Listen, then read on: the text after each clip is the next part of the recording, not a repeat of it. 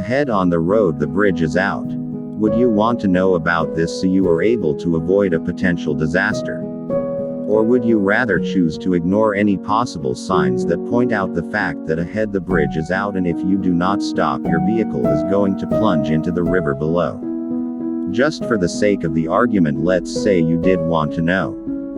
But it was very hard to do so because someone started to blur the warning signs to the point they could no longer be read and understood. You might say that this just could not happen, because no one with a sane mind would do such a thing. Really? So we know what it means to be sane. What does it mean to be insane? Blur the lines between people or things, obfuscate or minimize the distinction or division between two or more different people, things, actions, etc.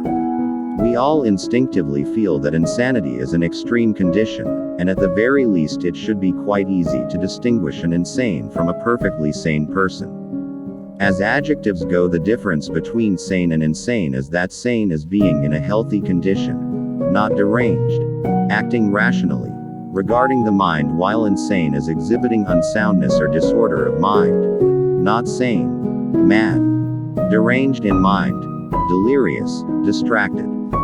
A sane person doesn't have any screws loose. In other words, they're free of mental illness and in a reasonable state of mind. You probably know that the word insane means crazy. Well, the opposite of insane is sane, or not crazy. A sane person is of sound mind and is mentally healthy. Sane people have good judgment, are reasonable, and can tell the difference between what's real and imagined. Whenever someone commits a crime or does something totally outlandish, people usually wonder if they're sane or not. What do you think about all this talk about non-binary people that may identify as an intermediate or separate third gender, or identify with more than one gender, no gender, or have a gender that is fluctuating among many identities? Does this not sound a lot like the fact that you would like to read and understand the warning signs, bridge is out, you did want to know? But it was very hard to do so because someone started to blur the warning signs to the point they could no longer be read and understood. You might say that could not happen, because no one with a sane mind would do such a thing. Really?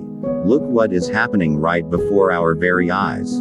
These are the images of blurred warning signs. If you disagree, that is okay. Because one day the warning signs that some of you are so carefully wanting to blur will plainly show you to be 100% wrong. On Judgment Day, many will have to answer for the disaster caused at the missing bridge.